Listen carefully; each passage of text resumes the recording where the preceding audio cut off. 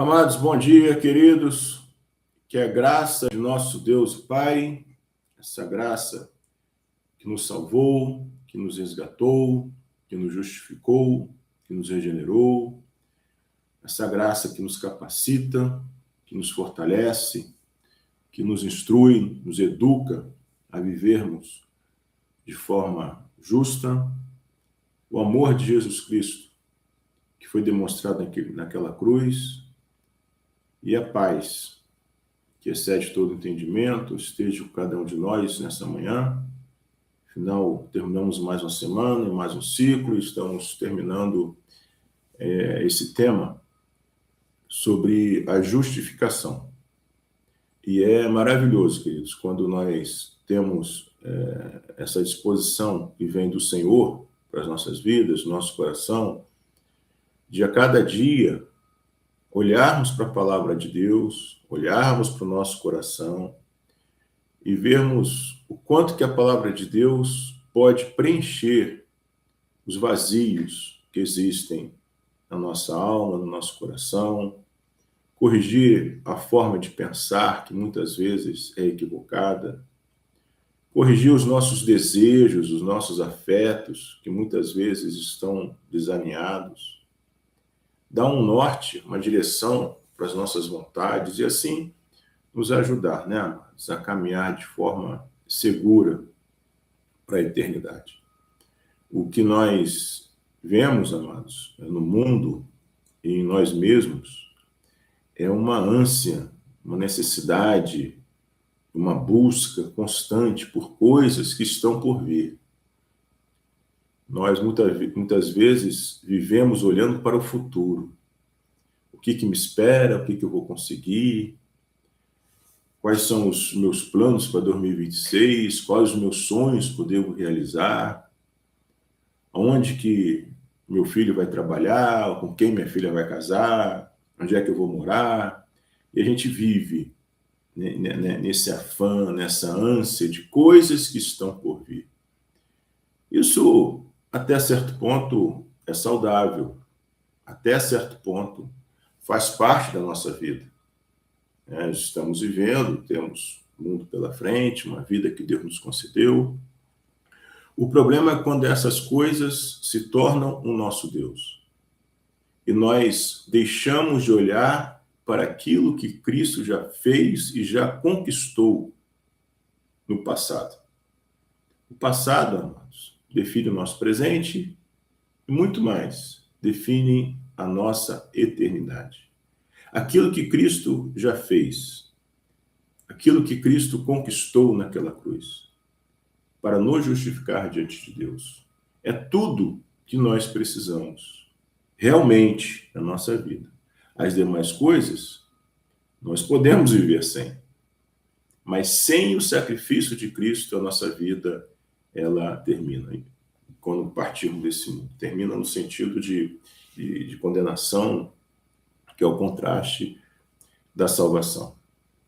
E muitas vezes, assim como os judeus, eu queria que a gente pudesse pegar Atos 13:38, nós nos apegamos em regras, religiosidade, esforço próprio, programação da igreja, aparência de piedade, para que nós possamos nos sentir justificados diante de Deus, quando a única coisa, a única forma que nós temos de sermos justificados diante de Deus é quando nós cremos verdadeiramente que Jesus Cristo morreu naquela cruz pelos nossos pecados. Atos 13:38 diz assim: ouça, irmãos, estamos aqui para proclamar que por meio de Jesus há perdão para os pecados. Todo que nele crê é declarado justo diante de Deus, algo que a lei de Moisés jamais pôde fazer. Os judeus se apoiavam nisso, no cumprimento de regras, da lei em si.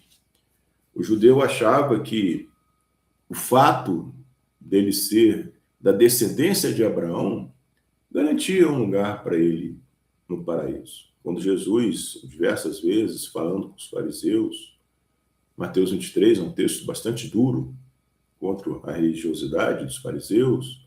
Então Jesus fala várias passagens que as prostitutas, os publicanos vão entrar no céu e os fariseus não vão. Por quê?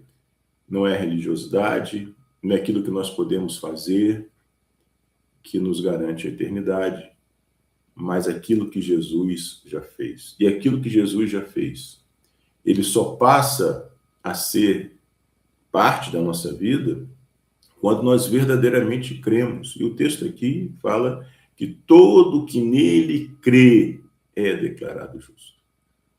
É a coisa mais importante, queridos, da nossa vida, é a nossa fé. É a mais importante porque é a única coisa que vai durar após nós partirmos desse mundo. Nada, amados, por mais importante que seja na sua vida, vai durar um segundo sequer quando seu coração parar de bater. Apenas a sua fé, a diferença que ela fez na sua vida. E o bom, queridos, dessas devocionais é porque a gente volta e repensa e medita em verdades que muitas vezes nós achamos que já sabemos, que já cremos. Existe uma diferença enorme, queridos. Uma diferença de uma eternidade entre saber alguma coisa e crer. Saber não significa crer. Muitos sabem dessa verdade, que precisamos crer, que Jesus morreu pelos nossos pecados, que somos justificados, mas são poucos os que creem verdadeiramente.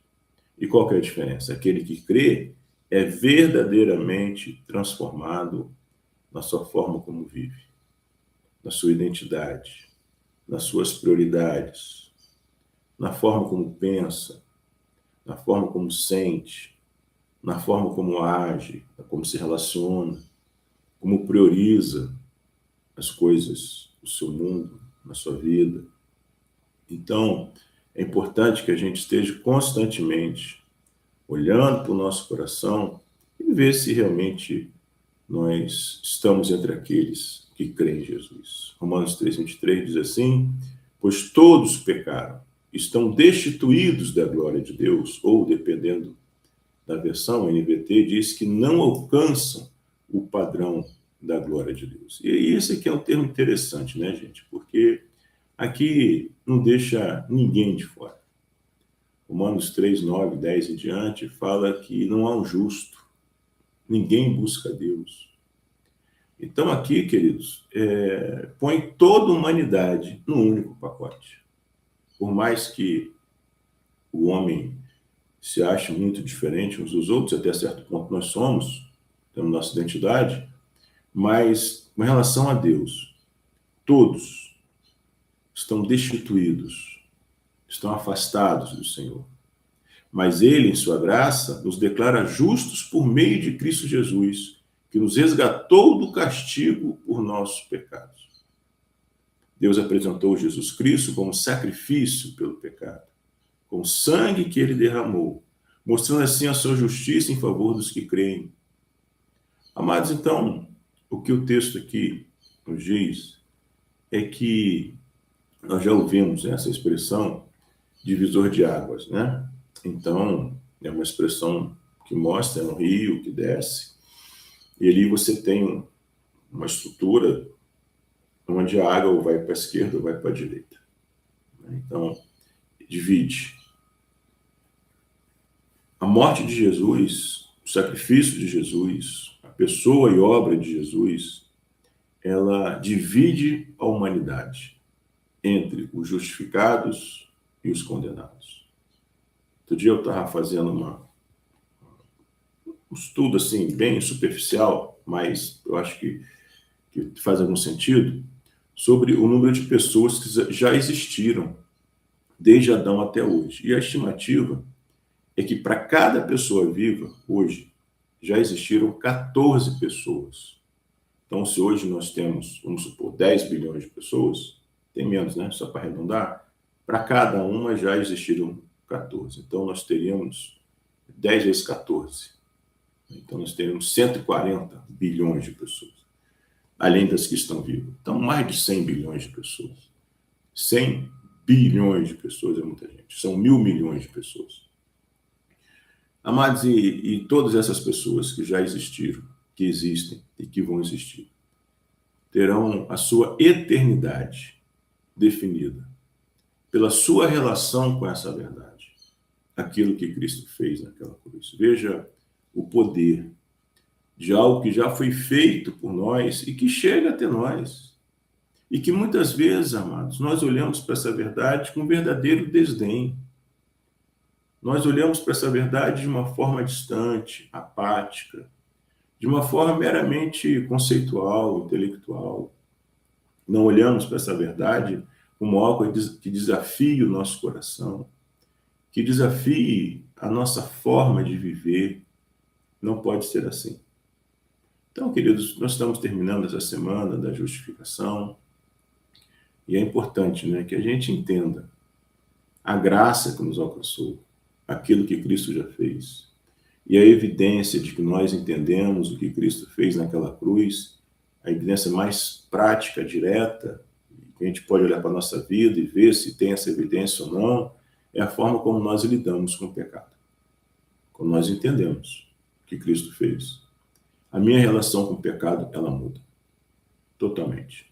1 João 3,9, a palavra de Deus diz que aquele que é nascido de Deus não vive na prática do pecado. Então, aquele que racionaliza, explica, justifica o pecado para continuar vivendo, de alguma forma não se incomoda, porque não crê. Não crê. E muitos, queridos, estão na igreja. E esse muitos não sou eu que digo a partir de uma observação, eu olho, eu julgo. Não, é o próprio Cristo que fala. Várias passagens ele fala que muitos, então eu estou repetindo o que Cristo fala e não, o pastor está julgando as pessoas de forma nenhuma. Só estou repetindo o que Jesus fala em várias passagens. Lucas 13, Mateus 25, Mateus 7, que muitos chegarão naquele dia e ele vai falar, não te conheço, não sei quem você é, se afaste de mim, maldito. Terrível, né, queridos? Terrível essa realidade, mas é a verdade. Então, que não sejamos nós que estejamos enganados a respeito de nós mesmos. Nós não podemos nos enganar. As pessoas nos enganam, mas nós não podemos estar enganados a respeito da nossa real situação espiritual diante de Deus. E Tiago 1,22, a parte B do versículo, diz que aquele que ouve e não pratica está se enganando. Então, nós temos tudo, amado. 2 Pedro 1,3, a palavra de Deus diz que ele nos concede tudo que nós precisamos para ter uma vida de devoção. Temos tudo, queridos, para ter uma caminhada segura em direção à eternidade. Tudo. Não precisamos de mais nada. Tudo que precisava ser feito já foi feito. Vamos orar e agradecer ao Senhor. Deus de graça, Deus bendito, Deus santo, obrigado, Senhor, pela tua palavra que alimenta a nossa alma. É um verdadeiro alimento, Senhor, um verdadeiro sustento para a nossa existência. Alimenta, Senhor, o nosso coração com essas verdades eternas e que quem estiver com esse vídeo, Pai, possa refletir seriamente sobre quem é diante do Senhor. Se é fé verdadeira, se é fé falsa, se está encaminhando para a eternidade com o Senhor ou não. Se está enganado a respeito de si mesmo. Então nos ajuda, Deus, com o teu Santo Espírito, nos confronta, nos convence dos nossos pecados, Deus, o pecado da displicência, da falta de compromisso com o Senhor, e nos dá a direção correta, Senhor. Gera no nosso coração mais fé, aumenta a nossa fé. É isso que nós te pedimos e já te agradecemos, em nome de Jesus. Amém. Amém, amados. Um dia abençoado, queridos. Amanhã é o dia do Senhor, dia 4 de janeiro, primeiro domingo do ano. Nas 3 igrejas estaremos tratando a questão do jejum. Amém? Então, amanhã nos vemos.